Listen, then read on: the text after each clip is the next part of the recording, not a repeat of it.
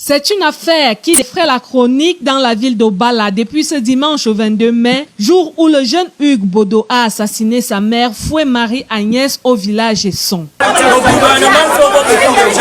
Selon les membres de la famille, le jeune criminel affichait un comportement abject depuis quelques mois. Du moins, ça saute de ces 3-4 mois qu'il a commencé, que tu lui parles, il devient arrogant et on accusait pratiquement que le chanvre, c'est le chanvre qu'on accusait, mais on ne sachant pas qu'il y a certainement d'autres choses qu'on déclare aujourd'hui qu'il a eu à faire, à tremper les mains ou bien. D'après les premiers témoignages, il aurait d'abord ligoté et bâillonné sa petite sœur avant d'ôter la vie à sa mère à coups de pioche. On le soupçonne également d'avoir abusé du corps de sa mère avant de prendre la fuite. Avec la pioche, il a coupé le pied, il a cassé le crâne et elle était totalement bien déformée.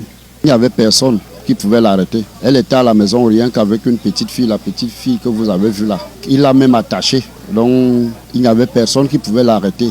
Dans la nuit comme ça déjà, tout le village dormait. Heureusement, grâce à l'efficacité des services de sécurité, il sera rattrapé dans l'arrondissement de Sa par les éléments de la gendarmerie d'Obala et sauvé de justesse de la colère des riverains. Cependant, malgré l'horreur de ses actes, il ne montre aucun signe de regret. Mais la mère me posait des actes mystiques et moi, j'avais toujours peur d'elle. Partout là où il part toujours la croisée devant moi.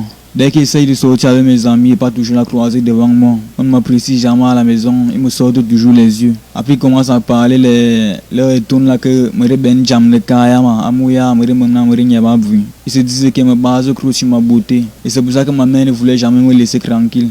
Chaque jour, elle commence à ramasser même le bâton et tape sur moi. Quand il fuit dehors la maison, il retourne d'abord à ça. Il vient crever même sur le lit qu'il dormait, elle dort derrière sur mon lit. Et quand il revient encore à la maison, il trouve derrière les couteaux partout au sol, Après ma mère, elle se lève pour m'agresser avec ma petite soeur, avec le bâton. C'est là que moi, je suis juste défendu à arracher son bâton et là assommé.